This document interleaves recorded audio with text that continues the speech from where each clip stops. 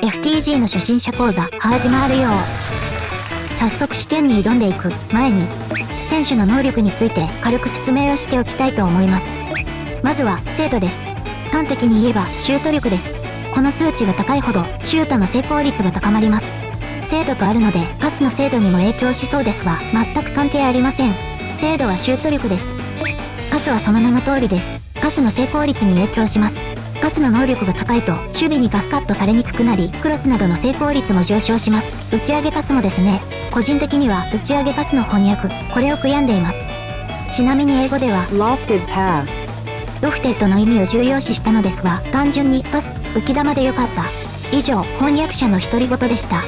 要するにパスはパスの成功率です。そしてパスの精度にも影響します。ディフェンスは守備全般です。主にシュートやパスやドリブル、これらに対応する能力となります。ディフェンスが高いとボールを奪いやすい。ディフェンスは守備全般の能力です。最後がコントロールです。この能力も一見するとシュートやパスの精度に影響しそうですが全く関係ありません。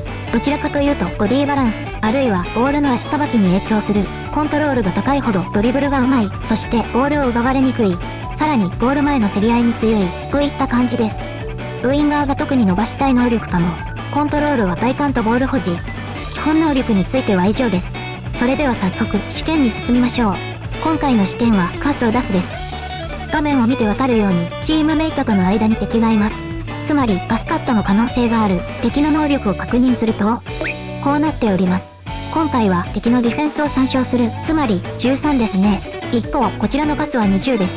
要するに数値の高いこちらが有利。ここでアクションの判定方法について学んでいきましょう。簡潔に言うと頭上の数値が高い方が勝つ。この数値はどのように生成される？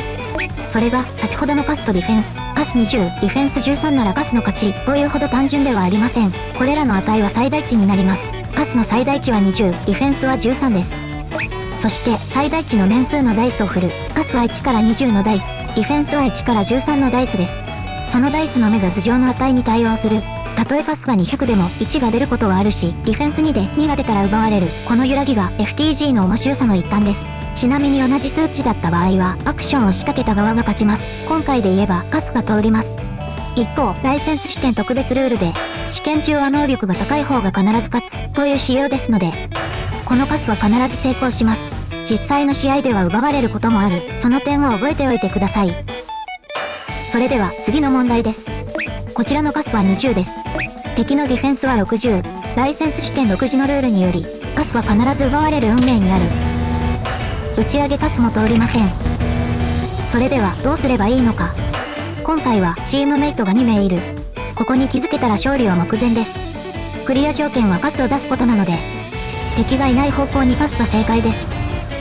君子危うきに近寄らず。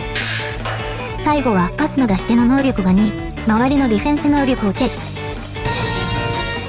つまり右下が狙い目です。能力値は2で同じですが同数はアクションを仕掛けた側が勝つ。